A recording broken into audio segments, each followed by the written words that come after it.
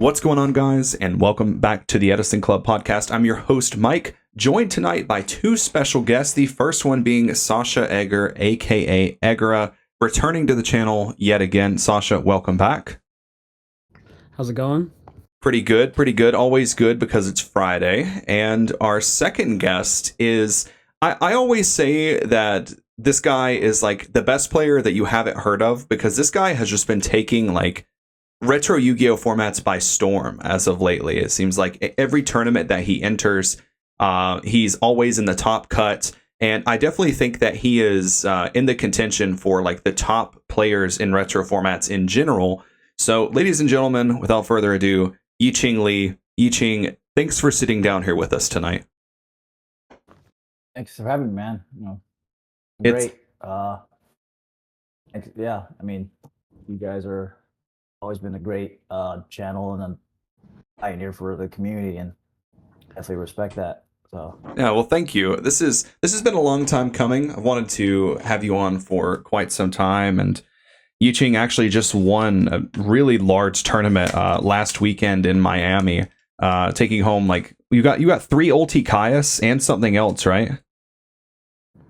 yeah, so the first place prize was supposed to be the 3 misprint ultimate Caius and then that red Black Rose mat, but me and AJT did like a deal beforehand where it's like we would split the prize, and then like the winner would get to choose the what he which pile that he wanted, and I chose the Caiuses and then the JD Dark Arm mat and the Ultimate Dad, and he got the red mat and then the Ultimate JD. Okay, very cool, very cool. We're going to talk about your run from that tournament, but first, since this is the first time I've ever had you on the channel in general, I kind of just want to get a little bit of your backstory. So can you tell us, when did you first start playing Yu-Gi-Oh competitively? I started playing in high school just for fun, because like I was hanging out with some friends and we just saw like his old box of cards and it was like, dude, I haven't seen this since like I was like in like 4th grade. Yeah. So I just built like a deck out of like the box of bulk. And I remember like I built like it was just like a vanilla deck because it was all like old stuff. Yeah. And I eventually started playing at Game Theory, which is the local in Raleigh, and I got destroyed the first time. I literally went 0-2, and then I won the next 3. I was like, wait, this is kind of fun.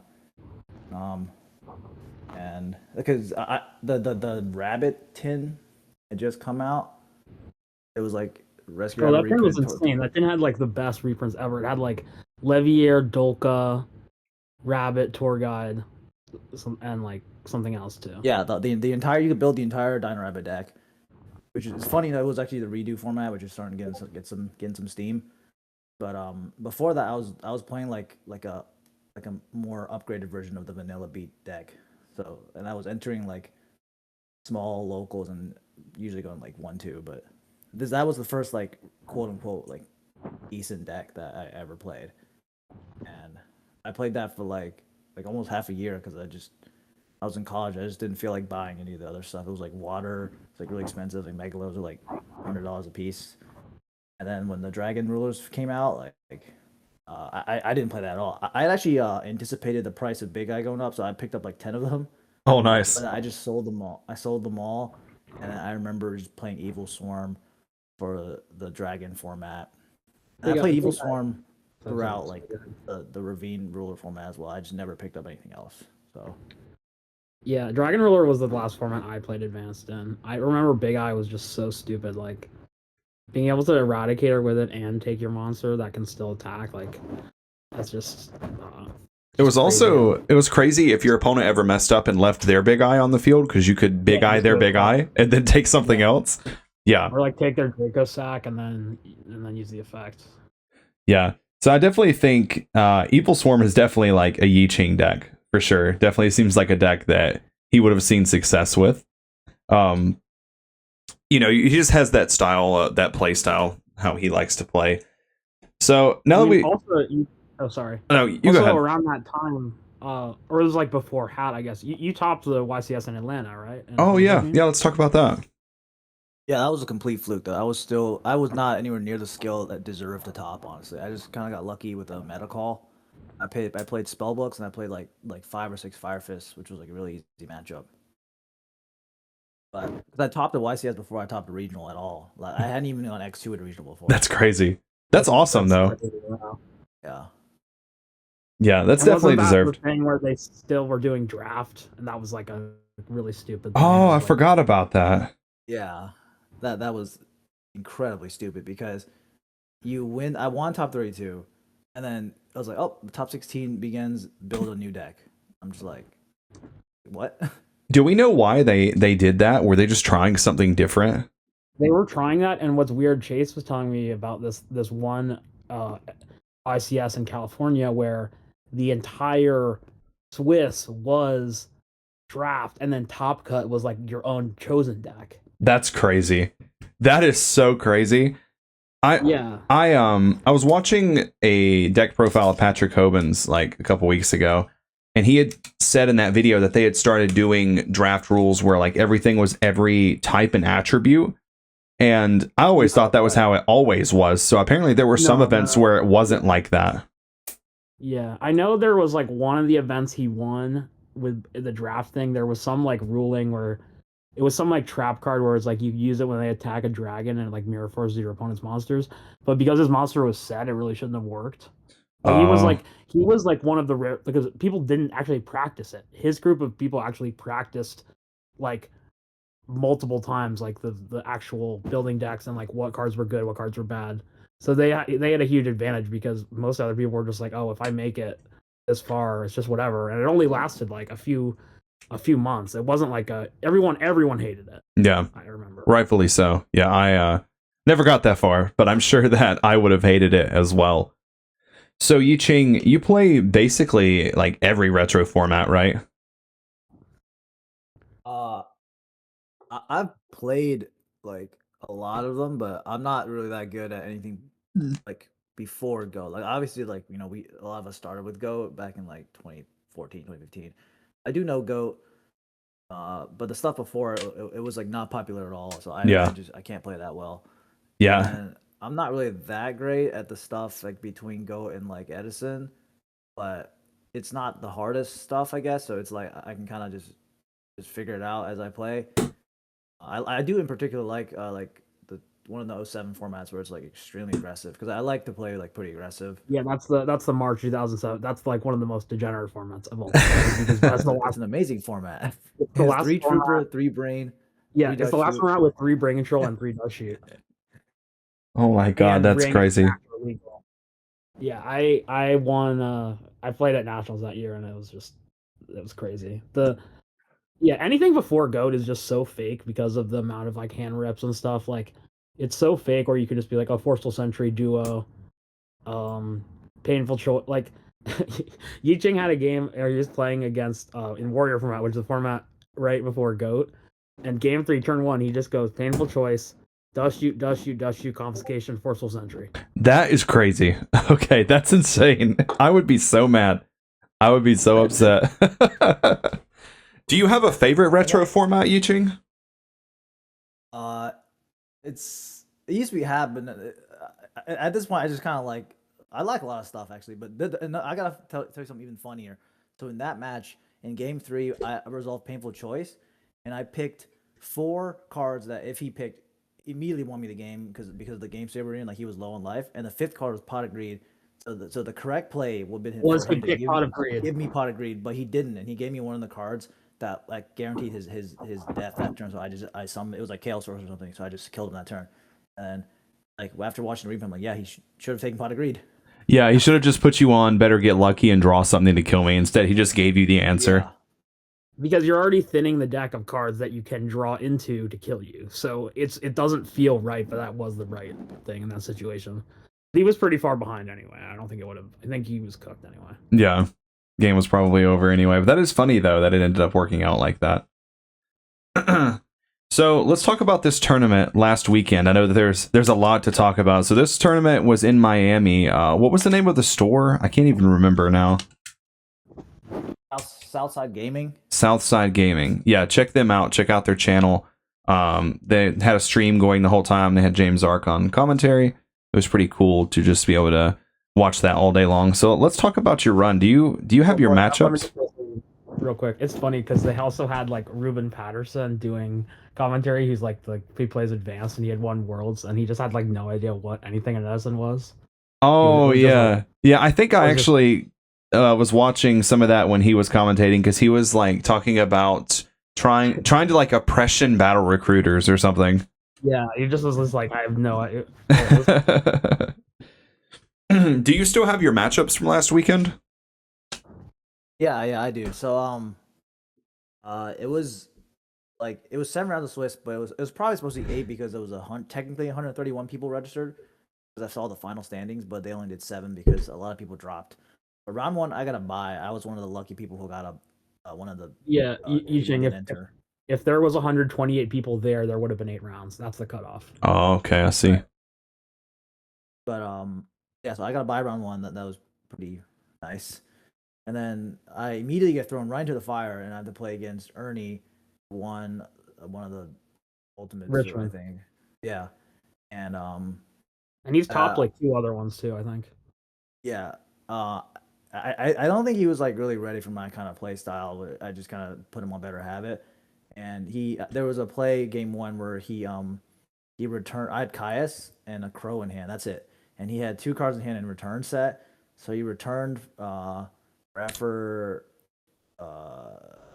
Necro, and then like I think a Vayu, and then he pitched the Vayu in hand to send Sirocco. So he had Vayu, Sirocco, and Grave, and then he has Plague and Grave as well. And I'm just like, well, I'm not scared of anything aside from the Plague. So he goes Vayu effect, and I'm like, sure. I don't even like think about it. I'm like, yes. And then he just like thinks for like a few minutes. He's like, I feel like he knows I have Crow, but he has to go for it. He just tries to play at Crow, and then it's over. And you were main decking Crows as well, right? Yeah, I was maining 2 Crow. Okay. And then game 2, I just beat him down with Kaiku. Like he was like turn 1 like Greffer, Necro, Value, and just summon Kaiku. Yeah, you did that to me last 2 weeks ago. And it's over. That's the worst feeling ever. Is a Greffer, send Necro, send Value, and then you get Kaiku'd on the next turn. Yeah, that's tough. And and after that, I was able to tribute over Kaiku with my own Caius. The hit is flipping, and it's just it's completely downhill from there. That was a pretty quick 2-0. Round 3 was Blackwing. He opened the Boral Whirlwind. Oh, sorry, he opened Shura Whirlwind, but I still won game 1 because he wasn't that good. And then, but he was nice though. And then game 2, he didn't open Whirlwind. And when the deck does not open Whirlwind, it has I genuinely feel like a 0% chance to beat my deck. Like 0% chance. Yeah, unless they open like heavy Sirocco, triple Bora, like pump, like kill you on turn 1, or like double collude or something. The deck does not grind well against that. I think even in general, Machina has a good matchup against Black. Yeah, like every turn was like I would gain 1 card or more. I would just like he would tag in a hamster with Bora, he would take life, I would summon Raikou, next turn pop his back row, Caius Bora. It was just like every turn was just like you just couldn't keep up at all. And I just feel like that's how the Blacking matchup goes if they don't open Whirlwind. Okay. And then, I could see that. Yeah, I've heard a lot of people say that Machina is like really hard for that deck to beat. I think it's like 55-45. Yeah. Machina 50. And then round 4 was Andres Torres. I got destroyed game 1 because it's just GB and I have like hamsters. They're just sitting there. Game 2, I just opened Gear Frames, set 5, 1 suppression. Damn. So that was pretty easy. And then, game 3 was a very crucial 50-50 that he missed. So I knew he had the Gazara's play in hand because he had like hop, and I think I knew he had like a way to summon another dude. And I had Fortress, which I attacked the hop. He booked it. I'm like, okay. So I set Solomon Brain. That's all I had. And then he goes, first of all, it goes to Bestie, right? Like Tiger. And then he pops the Brain, not the Solemn. And then he summons another GB, makes Gazara's a Solemn. He just like, what the? He like visibly is like shook. And then next turn I draw, it's Kaiku. So I just like his stuff is just gone after that. And then he has just no way to beat over. He's like 2 requests in hand, just like it's over. Oh, so he was playing around road, only popping. Yeah, another thing is like I psyched him out into playing. Or no? Or no, it didn't matter about kind of solemn, but like I kind of psyched him out into thinking behind road because like game one, even though I was about to lose, I was like, okay, I gotta like, get something out of this game. So like whenever he used guitars, I would be like, how many? Like immediately I'd be like, how many? And then he thought about it, and then he only popped one. Damn. That's crazy. The mind games. Yeah, like it wasn't even that. I wasn't like target. I'm like, how many? Like immediately as he summoned the card. That's crazy. And I got him to like kind of. I put that notion of road maybe being my deck, and even though I don't even, it's not in my list at all. But just in case. Yeah, you made him believe that it was there, that was just as good there. Yeah. Yeah, I don't even think road is that good against GBs because trap stun just destroys it anyway. Like I don't think it's. Yeah.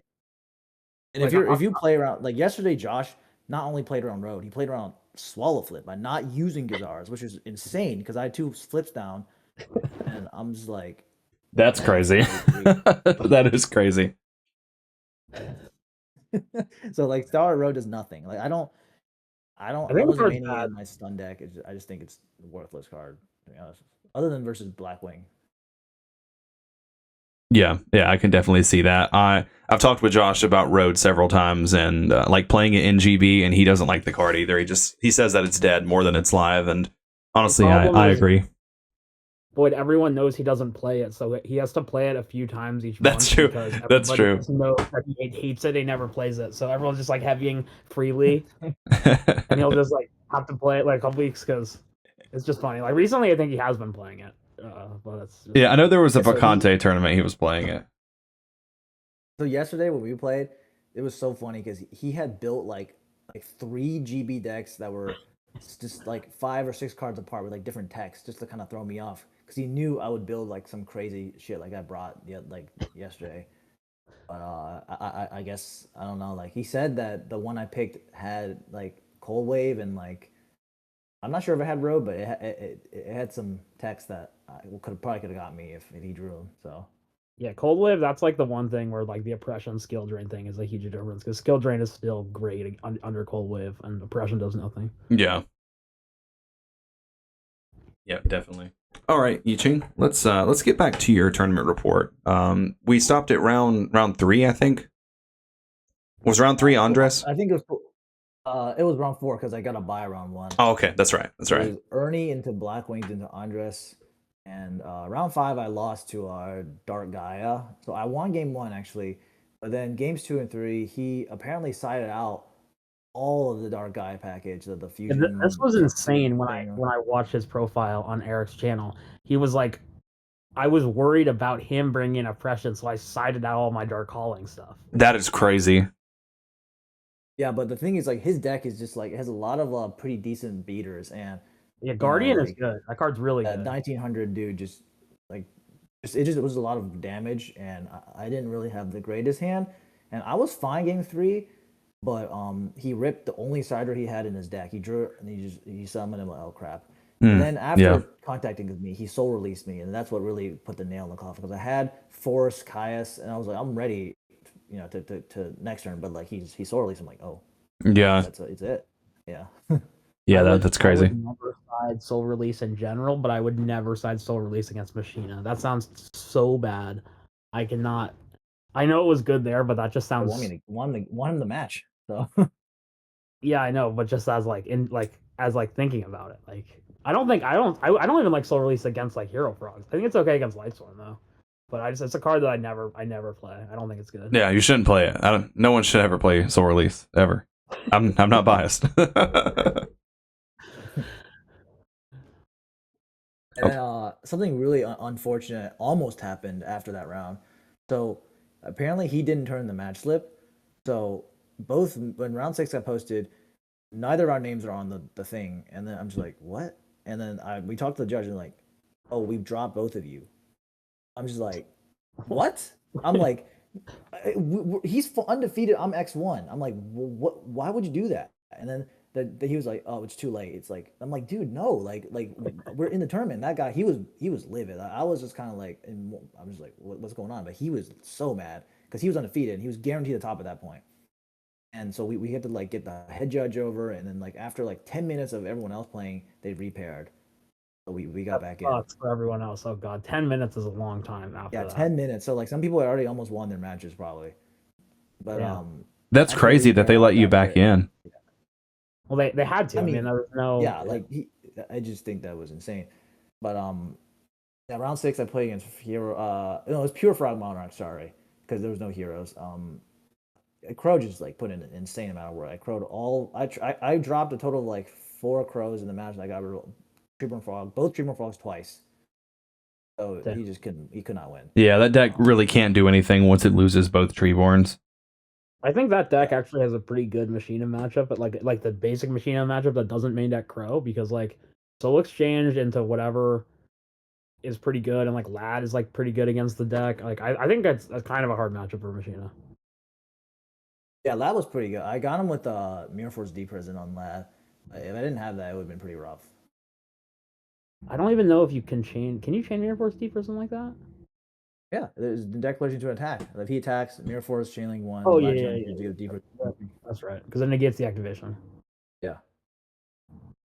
So yeah, that wasn't too bad. And then round 7 was like The Blackwing. He was the guy who got top 4, and that was funny. yeah, he was pretty funny. He was maining some weird stuff. Like he dark bribed my Compulse in one of the games. I saw he was maining Jar also too. Morphing Jar. Yeah, I made Morphing Jar, which I didn't see it, but I mean that probably would have got me.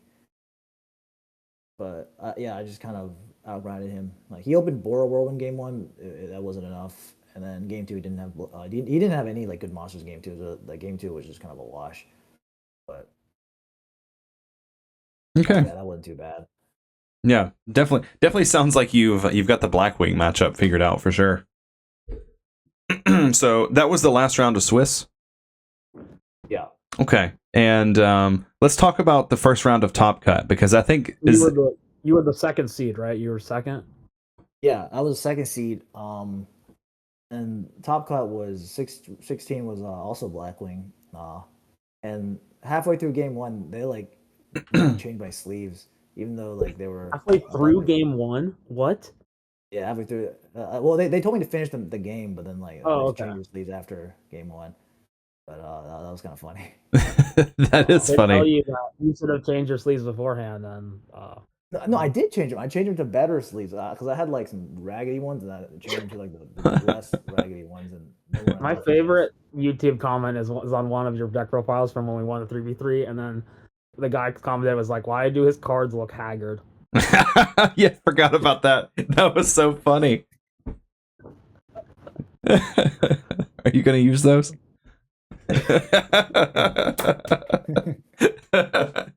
Oh my god, good times. Okay, so you win that one in top 16, right? Yeah, game 2 was like he opened Dushy by 2 gear frame, Caius, 4 is like pick your poison. So and he like I mean like I remember he had like Soraka bottomless. It's like if you can stop like one big thing, it's just over. From that deck, that's what I feel. I just feel like gear frames and Caius. Caius is like huge. If like you're not playing to Icarus, like you just like summon over something like Caius. It's just Caius is insane against Blackwings. It's so good. That's why Dark Illusion is really annoying sometimes. Right. But that wasn't too bad.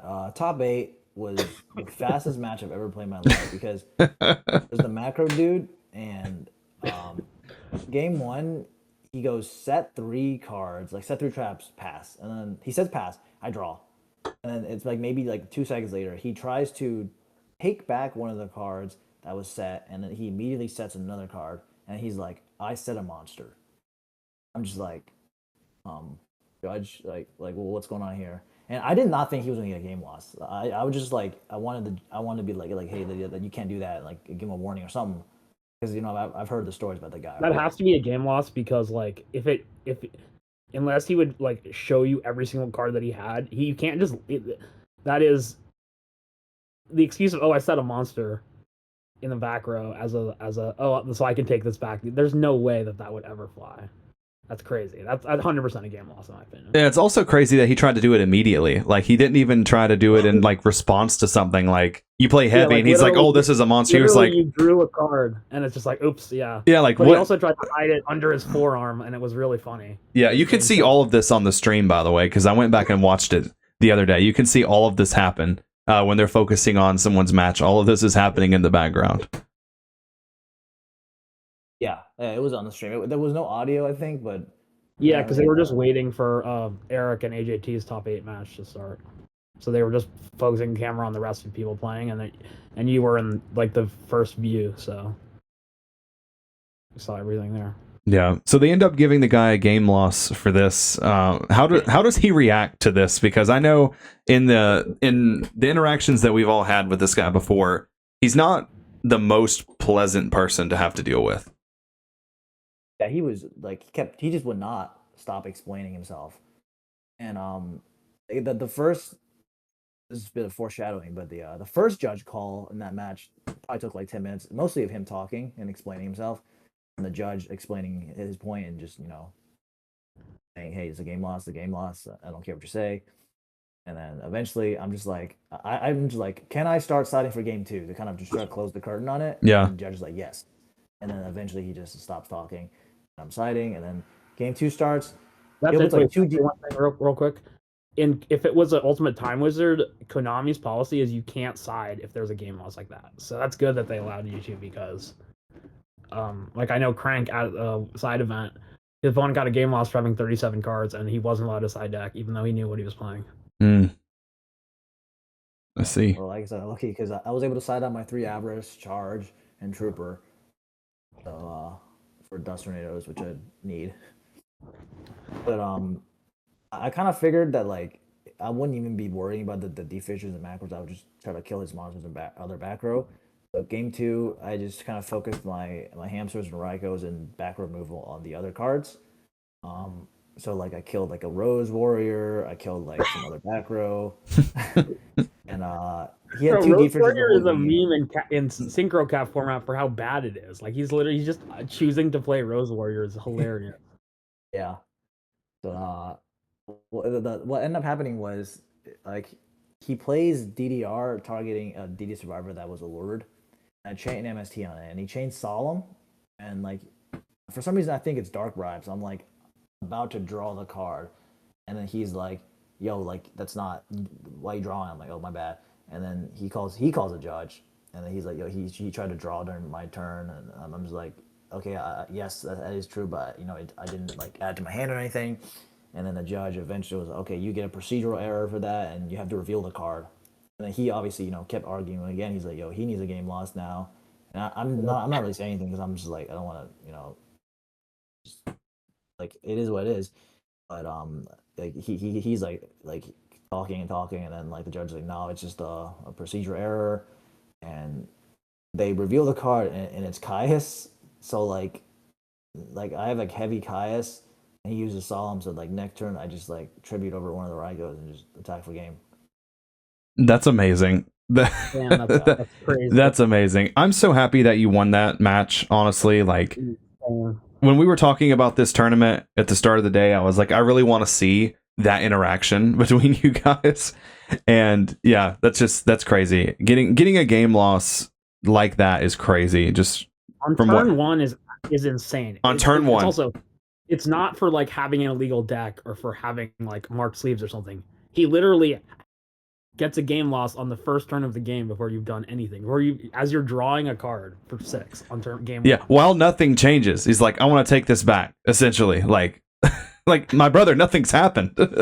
Like at least try to do that in response to like Heavy Storm, like, oh, I didn't mean to set this, because then that kind of makes sense.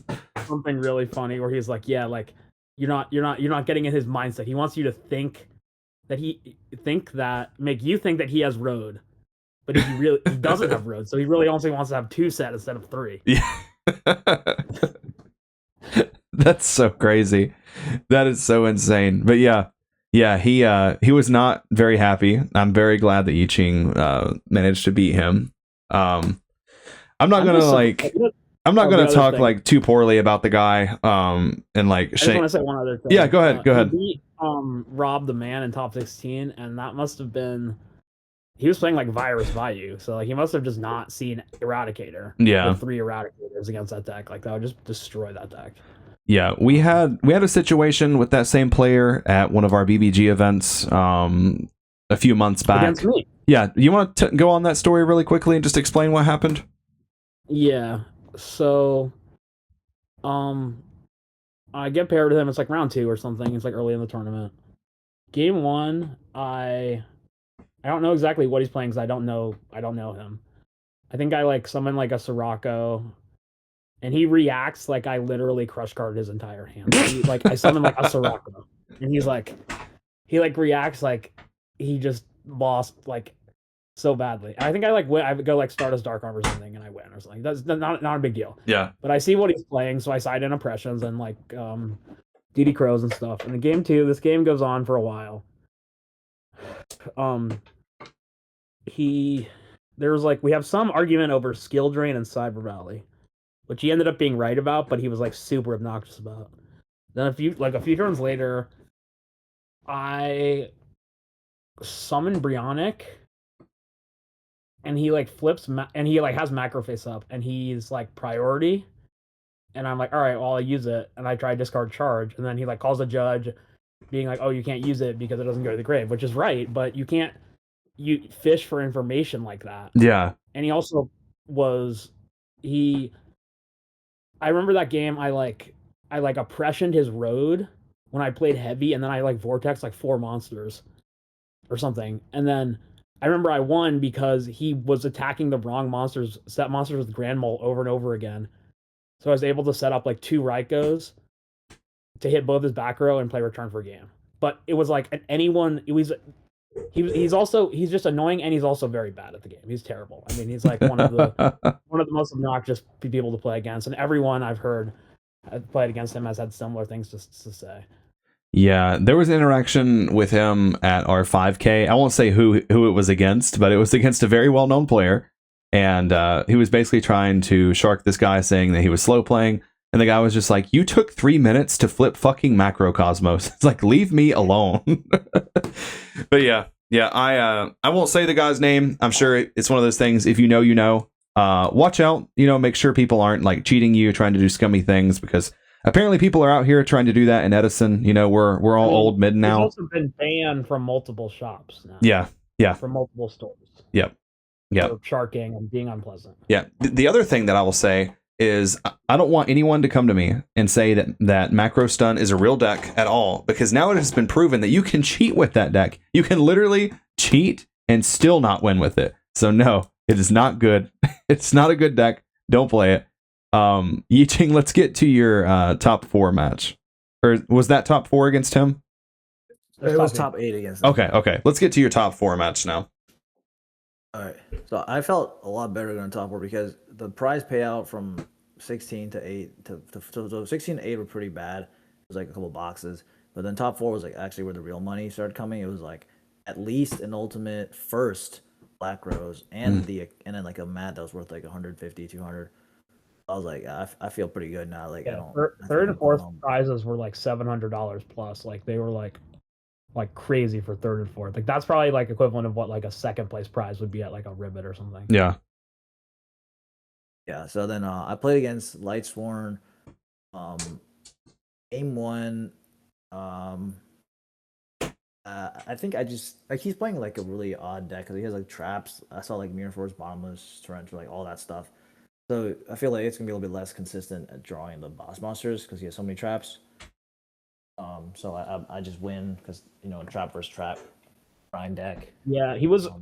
I was watching that game on stream, and he was playing like Twilight, but he was playing like Beckoning, and he was playing like 2 or 3 Arcus in the man, which Arcus can be really annoying for Machina. Yeah, Arcus is one of your better cards in that matchup, honestly. Yeah, I mean he had no chance game 1. Like he was completely cooked. His hand was really bad. Yeah, and then game 2 I lose because he has Jane Double Honest, and he's just like stuck on the board for like the entire match. and there's just no way I can. And then he had Gores once he cleared it. He attacked with Kaius. He's like Gores too. Yeah, that's rough. It's over. And then game 3, he just what happened? It was just like Your hand was so good game 3. It was like brain control, avarice.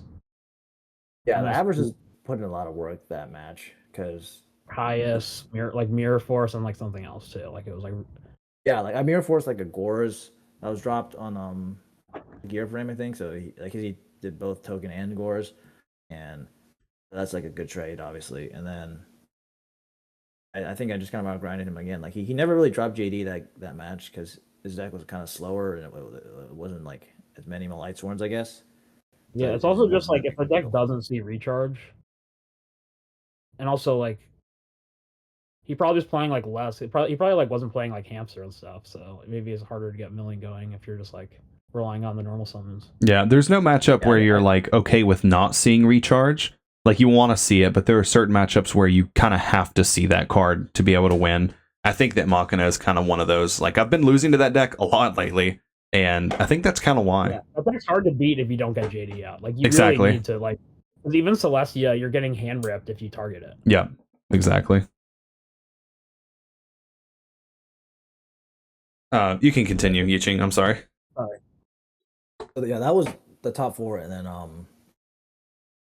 AGT won, and the other 4 top 4 match. So I really wanted to play him because he beat me at BBG last time, and it was because of a small misplay I made, not finishing Sirocco. But I really wanted to. He beat me in top 8 tournament. Yeah, and I mean he's probably one of the best players like just ever.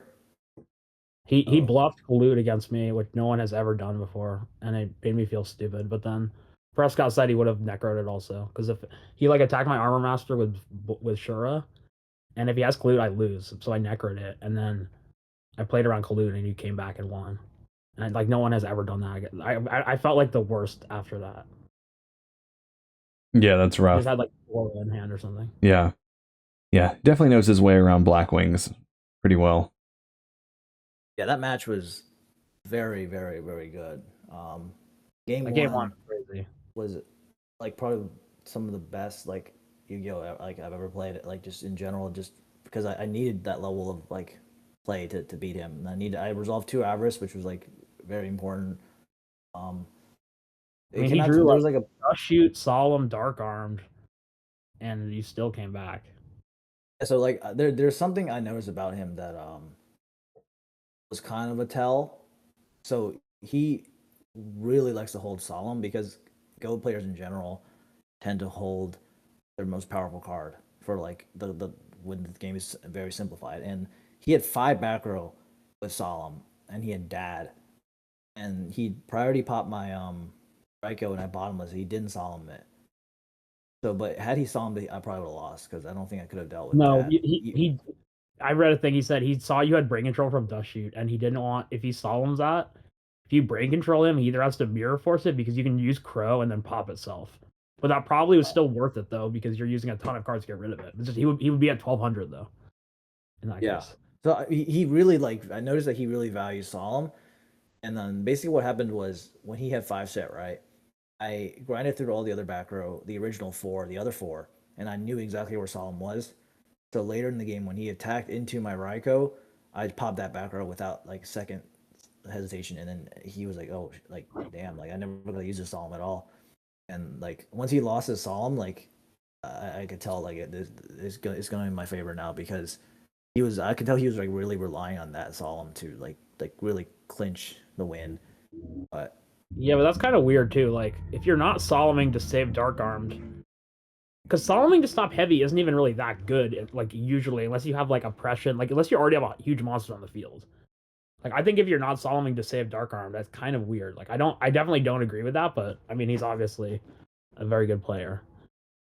That also, I'm not sure like if it's right or wrong, but like that game was funny because you brain controlled his Blizzard and you didn't have an Android, so you summoned Catastor. I mean, it died because of oppression anyway, but that was really funny. I didn't have Android in my extra deck. I didn't even have a full extra deck. Which I never do. Oh my god, I was about to say, yeah, this is literally Yicheng's life story. Never had a full extra deck. Yeah. So I brain Blizzy, summon Trooper, didn't attack with Trooper because I was afraid of prison. Attacked with the Blizzard, and then I just synchro into a Catastrophe, then have the Android, and he oppression it, which it didn't matter anyway because he would have oppression Android. But yeah, like I was supposed to summon Android It there. was so funny when James was like looking at the deck list before the final started, and he's like looking at your list. He's like, "Did he cross out the 13th extract monster and make it from 13 to 12?" It was so Yeah, because what happened was Sasha printed out the deck list prior to the tournament, and one of the cards was Flammable Eurocrazes, which I don't have. So it was 13 cards, and I was like, oh, I don't have this. I just had to cross it out, and I crossed out the 13 and wrote in 12 as well. That's so funny. And you just took it home. So I mean, you didn't even need it anyway. You just got there off of player skill and Because Plague isn't good. If Plague is not that good in that deck, I think it's like Yicheng. You can talk more about that, but I know everyone like else loves playing Plague. Oh, does Yicheng not play Plague? No. Oh, yeah. Let's talk about that because I actually didn't know that. Well, I just don't think it like flows with the deck. Like you're the only time it's really insane is if you resolve Hamster Raiko and they both live, and then you can summon Plague, and then you can do a lot of stuff there. I guess. Too. Yeah, it sucks pretty bad to draw because you already have a lot of normal summons. And like, if you mill it, rings. Yeah, you still have to commit a card from your hand, and you're making a synchro, which I think the synchros in Edison format are pretty lackluster. I think synchros in general are just not that good, to be honest. Except like Brionic and Goyo, I think are like, and Stardust sometimes. I think Brionic is by far, in my opinion, the best one. Brionic is pretty literally just checkmate you, like or can just kill you. Right. But like it just doesn't really, and like the fact that it gets banished if you use it, it doesn't like contribute to avarice at all. And if you avarice it back, it's like it was never there. But yeah, you can draw it and it's bad. I just don't really think I needed it. I've never like I sided out a lot when I did play it in the beginning, and I just was like, okay, I'm just gonna cut this. It doesn't like. It is pretty cool when you can go summon Gothams, discarded, summon back Fortress though. That is pretty cool. But that's very rare though that happens. Yeah, so like there was one Maryland event where that actually got me the win because I made Gothams and then I discarded Forest for Fortress and was able to attack for game and time. But I think that was the only time that I can remember that I even summoned Gothams in my life. Was that at the Invitational a few weeks ago? I think that was the like one that you went undefeated at. I played like 3 Fiendish Chains and. Yicheng says next to me, it's like round 3, we're both 2-0. He's like, look at this terrible card I'm playing, and it's 3 Fiendish Chains. Yeah. He's like, oh yeah, people are Brionic priority discarding multiple cards, and I'm Fiendish Chaining. That's so crazy. Yeah, I've had people, I know what that feeling is like because I've had people go Prio for 3, and I hit them with Herald, and it feels so good. Let's talk about your idea with Fiendish Chain. Why did you start playing Fiendish Chain? Because I was like, I don't like going second, and they go set Raiko or whatever, and then I set my flip, and they just pop it.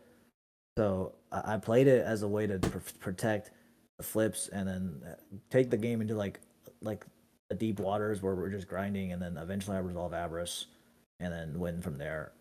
So the Fiendishes, even if they are like quote unquote like a minus, then it doesn't really matter once you Avarice and you get your hamster going. And I mean, they're okay. There's a few cards that's terrible against. It's terrible against Ab-Zero, terrible against Stardust, Alias, and is pretty bad against Blackwings in general. But other than that, like it's pretty good against Caius though. I mean, if you Caius a Fiendish Chain of Caius, it's not terrible. I've seen this man Fiendish Chain a Dark Arm Dragon before. Yeah, or like a JD or something. Yeah, exactly. Yeah. If you Fiendish Chain JD, I am not in a happy place. Yeah, so like, but one of the main reasons I like just dropped it completely was because of the rise of Gigaplant, which it doesn't do anything against Lone Fire. Bayou, which have started, some of them have started playing like 1 Caius. Some machine is still pretty standard. It's more like the virus builds play like 1. Like yeah, but that's fair. I mean, it's not just like the drop, like the drop off of Hero Fraud. Like people have been playing the Fishborn deck. Which, they're gonna be going in. They're gonna Trunate or something before they play into your Fiendish Chain, right? Yeah, it's true. Or have your drop or something. Yeah. So it's like it never really like did what it used to do, like when it was like mostly Hero Frog. There was a lot of Hero Frog last year, which is like by like 25% or more of the meta, and then it was a lot better back then. Maybe not that much, but it was probably like maybe like 20. Like I still like the deck a lot. It just does not. It can't win game one against the Fishborg deck. It's actually not possible. Like there's no. You can still win the match if you grind them out games 2 and 3, but game one is literally impossible to win. There's just like no way. They can Armory Colossal way too easily, and that's the biggest problem with the deck. And also, the deck is more inconsistent than you think because you have to draw like a combination of Hero, Frogs, and Monarchs at the same. Like if you're missing like one of the three in your first like 7 or 8 cards, you're not really doing anything, and like every other engine is just better than you. So you have to like, I don't know. It's frustrating sometimes. I still really like the deck a lot as somebody who has played it a lot. The only time in my life I've ever gone 0-3 in Edison local was playing Hero Frog. You were also playing Alias and Sparks, so I played one Spark. Were you playing Honest then? I wasn't playing Honest, but I was playing one Spark and then like I think 2 Alias. It was still Hero Frog. It was like mostly Hero Frog with like one Spark. There was one Picante locals that we were all at, and I was sitting close to Yicheng, or maybe I was talking to you, I don't remember. And you were just flat out like, "Yeah, I'm just not good at Yu-Gi-Oh!" And I was like, "You stop it. You shut up right now." And then it was just like a week later, I'm turning on the Feel Good Gaming stream. I'm like, "Oh, it's the finals. Who's in the finals?" Yicheng Li. And I'm just like, I'm telling my wife, and like she doesn't understand anything about any of this. I'm like, I'm this guy's hype man. You know, like I was hyping this guy up a week ago, and look at him now. And then it's just been a trend like every since then. Like I'm like, oh, it's the finals. I guess I'll turn it on and watch Yicheng. I don't even know if he's there, but of course he's there. So it's been really cool to just watch like that progression and just like really see you get your flowers on stuff because it's really deserved. Like you've definitely put in the work. The Invitational, he was a great, insane performance. Like there was a match where game one, like how long did that match against Indiana go? Where he was playing, and you like held Crow for Fishborg, and you were able to come back. Like that was, he was not expecting. He like resolved reckless, got through all the no draw turns, and then it was like several turns afterwards because once I crowed Fishborg, he just couldn't play. Well, he could like stall right with like dupes and stuff. And I couldn't really get around that, but it was just like I was just waiting to get something, and eventually I saw like you like solemned his like Mirror Force game too and killed him with like yeah, like he set a bunch of traps. Yeah, but, that's the standard. I mean, when you're going from like a combo deck to a trap heavier version, it's just not going to work out when you're playing against like a grind deck. Like well, yeah, it's more like they just have to do it because if you don't do it, then stuff like Dyna or Vanities just kills you, and there's no outs. Like that's my problem with the deck is like game one, yeah, it's amazing, and you have like a really good matchup against a lot of stuff, but you have no defense, and then game two, like you're playing a worse Dream Frog deck that basically doesn't have an actual side deck because you have to play everything to get rid of stuff like Oppression and Mask and side 3 Caius, obviously. So I just think it's just like a weird design of a deck that I'm not a huge fan of when I played it. But it is very good though. Yeah, I know you had some frustrations with it at locals a few weeks ago. We were both very frustrated. I played Black Wings for the first time. I was frustrated that game 3 against you because I really just had game if you didn't have Solemn. Like yeah, the Brionic into bouncing your stuff, and then like I had Fishborg and Toad, so yeah, I needed that win. Saturday was not a good day for either one of us. Okay, well, yeah. We're close to the hour mark. So we had to talk about yesterday's local though. We didn't talk about. You didn't talk about game 2 and 3, the finals. Yeah. All right. Well, game 2 was a grindy game, but I made a misplay because when it really came down to it, I don't usually keep track of life, so like I was looking at the numbers, but I wasn't like doing the math like super hard.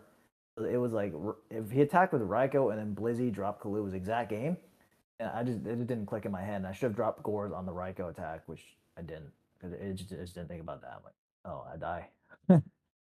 Because I think he normaled Raikou. Like he did. Yeah, normal Raikou. He ignored the card. There was like Raikou, Blizzard, Clue in hand, and then I just did not think about that. I'm just like 2,900. I think I'm still alive, right? I'm like, I'm gonna drop Gores on Blizzard. I'm like, nope, I'm dead. And then game 3, I just opened pretty decent. Just kind of got ahead of him, and then it came down to where I grinded through all his back row, and then made a huge push where I could have actually killed him, but I didn't drop the third fortress because I was like, okay, if he just in case he has gores, I He still never plays have. Force, by the way. Yeah, I didn't know about that, but I was like, in case he has gores, I can still have this fortress play for next turn and the compulse on the gear frame for like because he starts to deal with 2 fortress on board, and then I have 2 more next turn. I'm like, that seems good. So I put him at 100 life, and then I said torrential compulse mirror force, and then he goes Sidra, and I torrential chain compulse on gear frame, so I lose 5 cards. But then he makes Catastor with Blizzard, and then just passes without attacking. But yeah, that was just like a desperation thing. He had like I think he had like Vayu Kalut in hand or something. Like, he just had like nothing. And I had a side draw that just contacted. Yeah, It it was like, just it was over there. Yeah. Very nice. Very nice. Once again, I'm so glad that you were able to take that home. Impressive. The top 16 was stacked also. It was. Like, it was. There were a lot of good players. Andres, AJT, Yicheng, Eric Shen, yeah. It was an incredibly stacked top 16. And Adam, who got Adam is pretty good. I mean, there's people, everyone there who made top 16 was pretty good. Rob the Man is pretty good. Yeah. Like none of the people I played that day were bad. Like even the guys I played who didn't make top 15 got 17th and 18th, by the way. Like the Frog guy and the Blackwing guy round 3. But everyone I played was pretty good. There was no freebies aside from round 1. And Jake Mattern with GB is pretty good. He was in top 16. He plays the bad version of GBs though, so we gotta he doesn't play Prisma and Trapstone, so we just have to say that's wrong.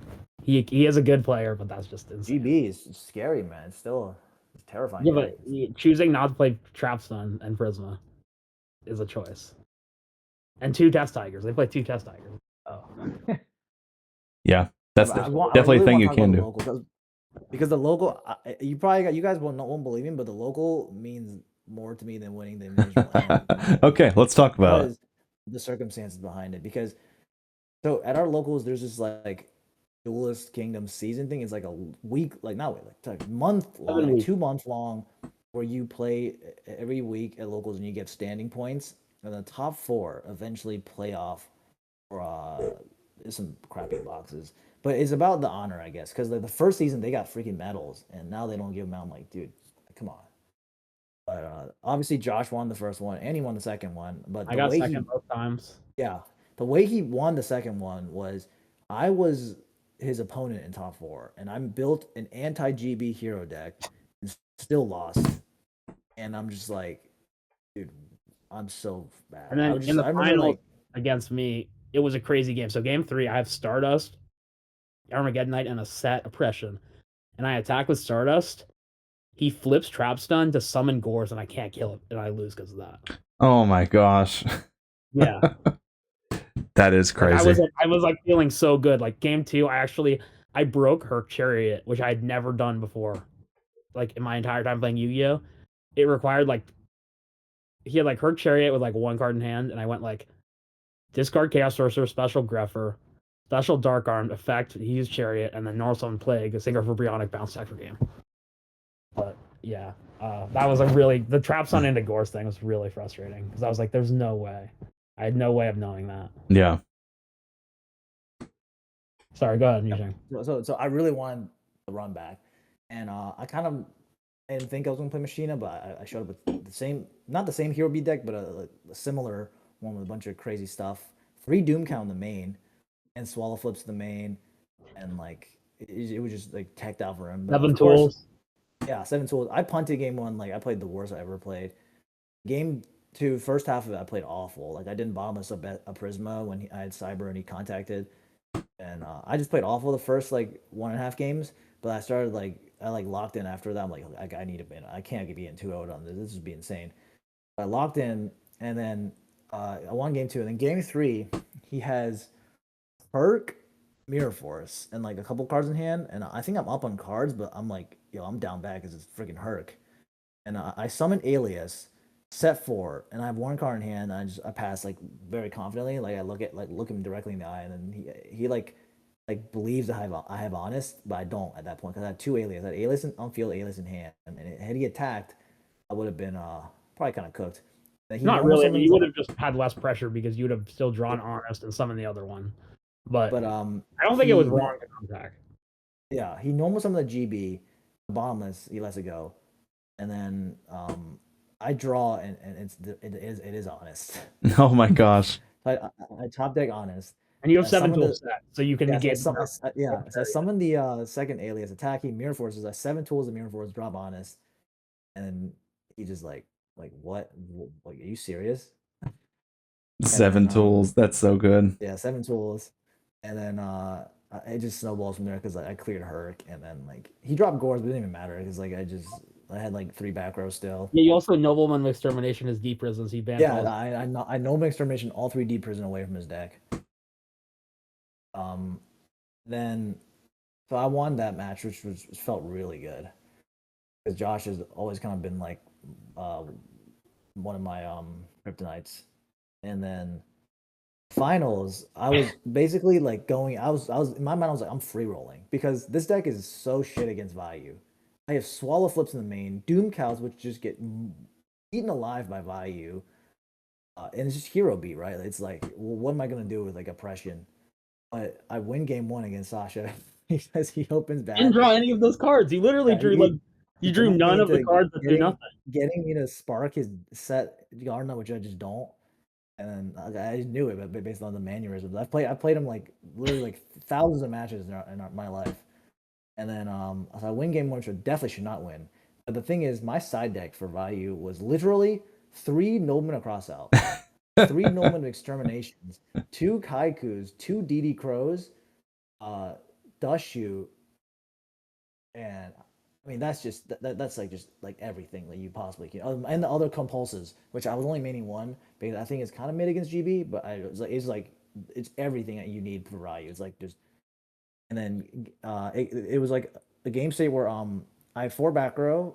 He had Stardust, or sorry. No, wait, no. That's not right. So I didn't have Stardust yet. You attacked my set Raikou, but you had like set a card at the end of the turn, so you had 5 back row.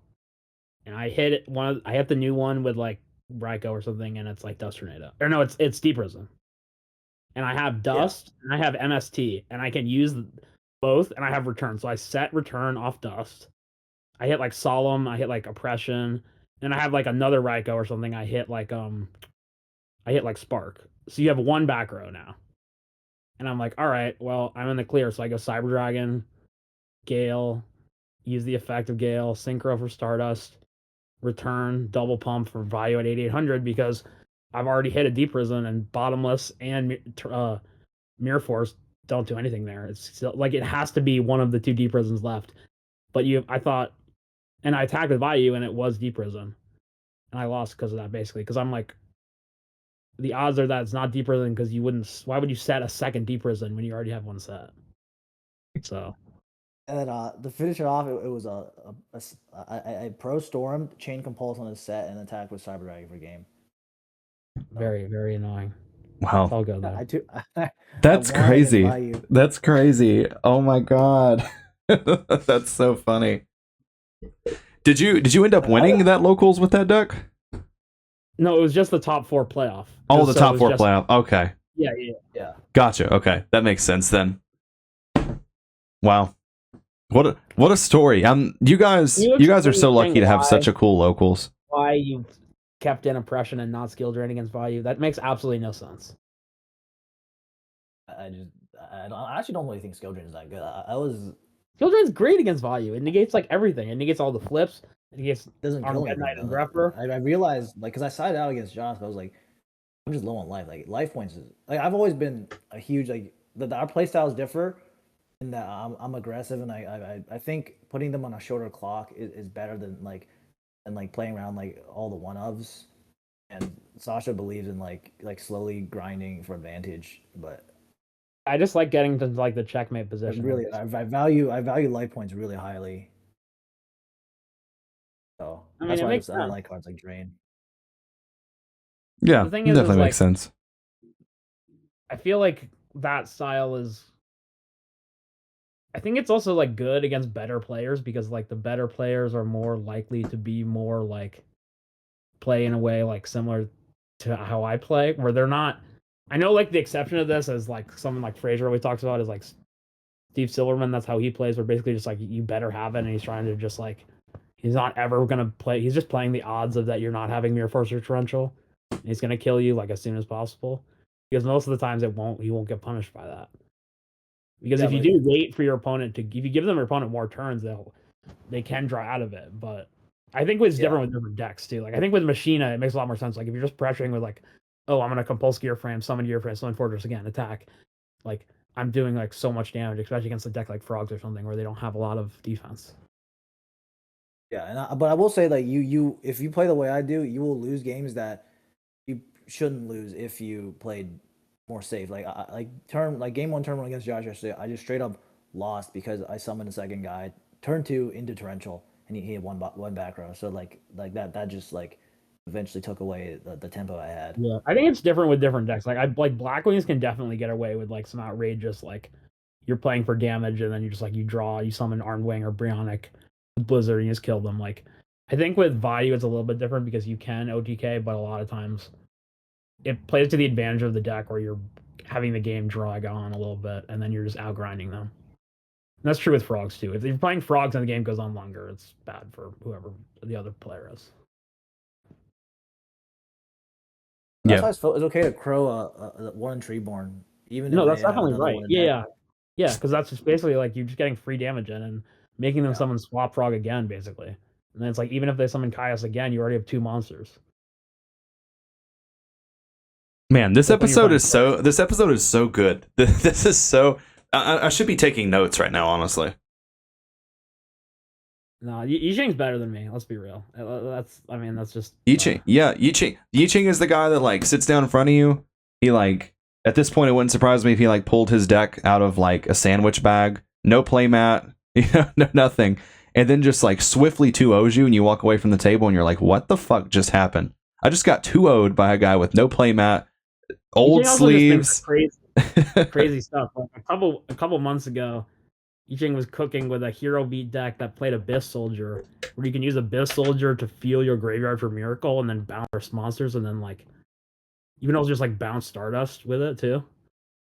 So it's that was like crazy. Yeah, and Yicheng also like almost topped our 5K. Should have topped. Yeah, And it was very similar to a deck I played yesterday, but it was kind of weird because I was playing 2 Drain with 3D Ward Lady and Grand Mall, which I feel like that probably wasn't correct. But also played an insane level of people in that tournament though. Like you played like, and you both of your losses were 6-1. You should have topped. I think yeah, people dropping hurt you. I think if they had stayed in, that would have helped. You would have made it because you. I think you were the only one that lost the last round that didn't top. Everyone else did.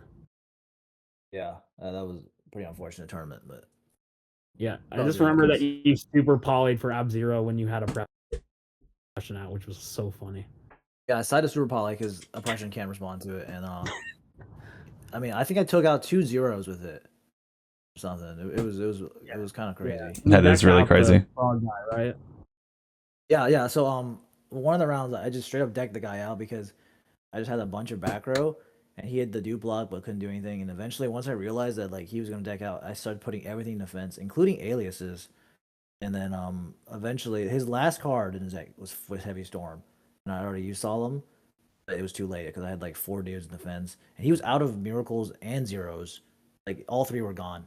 So it's just like even if you could clear my stuff, heavy and it's not gonna be enough. So Yeah, that's crazy. Okay, guys. Well, we just have hit the hour mark, so I guess we're going to start winding this thing down. Yicheng, I'm really excited to see where else you end up going this year. I'm sure that you're going to top and win a lot more events.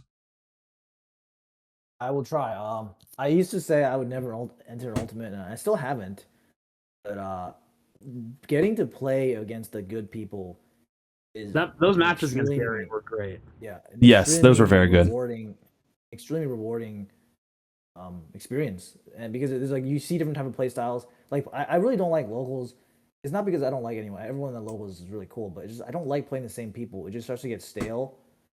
And but I really do enjoy playing against like the best people in the world, like Gary, AGT. I want to play against Eric one day. I absolutely want to play against Eric one day. And I think I'm He try to plays enter he plays the one. similar style to how I play. He just basically like is the same. Maybe not like as Yeah. conservative as like AJT, but he definitely is But, similar to how yeah, like I definitely want to play against him. Like it's just like really, it just feels really good to play against the best people, and win or lose. But I definitely want to go to an RBT because I haven't done too well the last two I went to. You won like 5 rounds with chain burn. I mean, that's pretty impressive. Yeah, but if I didn't top it, it doesn't feel like I did well. So yeah, well, you should definitely enter an Ultimate Time Wizard at some point. If you just even if you don't do that, just enter the giant card on Sunday.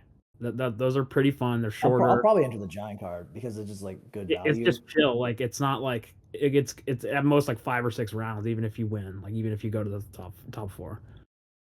Right. All right, guys. Well, I guess that's about it. I think that's all that we have for this one. Yicheng, Sasha, thank you guys so much for sitting down here with me tonight. Really enjoyed it. Hope you guys had a good time. We do accept fan mail. You can find the email address in all the video descriptions. It's TheEdisonClubFanmail@gmail.com. Really enjoy reading emails on the show. You guys can feel free to ask any questions. And yeah, so that's all we have for you guys tonight. This is Mike from the Edison Club signing out until the next one. Hamster Ryko Caius. I go check the pairings, I'm like, don't know who this guy is. Hamster Ryko Caius, Hamster Ryko Caius. 2-0 every round, man, and I ain't even trying. It's just Hamster Ryko Caius, Hamster Ryko Caius, Hamster Ryko Caius.